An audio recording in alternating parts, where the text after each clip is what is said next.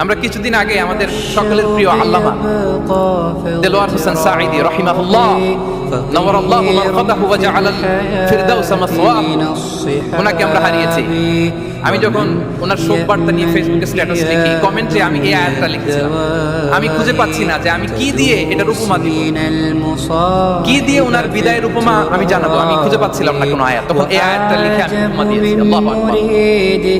গোটা বিশ্বের মানুষ কেঁদেছে, গোটা বিশ্বের মানুষ গায়বানা জানাজা পড়েছে, গোটা বিশ্বের মানুষ ওনাকে অশ্রুসিক্ত বিদায় দিয়েছে। From north to the south, from east to the west, the entire globe, min mashariqil ardi ila magharibiha, অশ্রুসিক্ত বিদায় তিনি পেয়েছেন। এটাই আল্লাহ তাআলার সন্তুষ্টির একটা জলজ্যান্ত নমুনা। জোরে বলেন ঠিক কিনা? এর চেয়ে জলজ্যান্ত নমুনা আমার জীবদ্দশা আমি দেখিনি। এত মানুষের কাবার বিলাপ ধরে কান্না।